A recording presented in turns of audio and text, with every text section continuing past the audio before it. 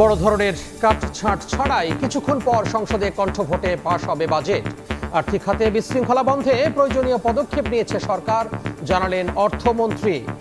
আর্থিক খাতে যে বিশৃঙ্খলা হয়েছে এটা বন্ধ করার জন্য সমস্ত প্রয়োজনীয় পদক্ষেপ আমরা নিয়েছি এবং এই ধারা অব্যাহত থাকবে।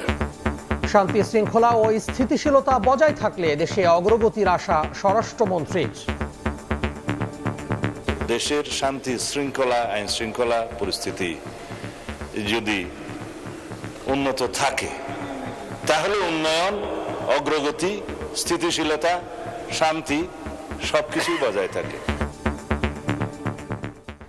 দেখছিলেন বিশেষ শিরোনাম। দুপুরের সময়ে সঙ্গে আছি আমি তোহা খান তামিম। এবার অন্যান্য শীর্ষ সংবাদ।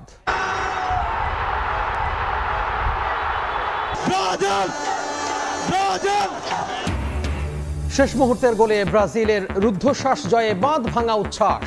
ট্রাইবেকারে হট ফেভারিট নেদারল্যান্ডসকে বিদায় করল মরক্কো। জার্মানিকে হারিয়ে প্যারাগুয়ের ইতিহাস। অন্তর্বর্তী সরকারের দুর্নীতি তদন্ত করবে দুদক। বিভিন্ন স্থানে আরবি হরফের পতাকা টানানোর বিষয়টি খতিয়ে দেখবে সরকার। ব্রিফিংয়ে উপদেষ্টা জাহেদ।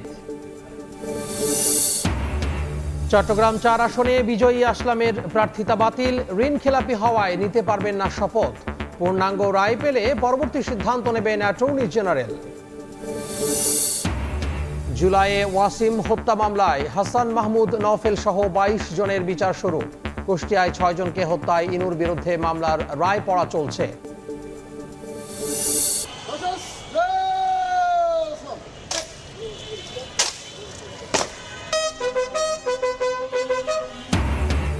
বরেণ্য চিত্রশিল্পী মুস্তাফা মানোয়ারের প্রতি শেষ শ্রদ্ধা।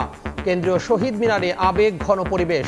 চিরনিদ্রায় শায়িত হবেন বনানী কবরস্থানে।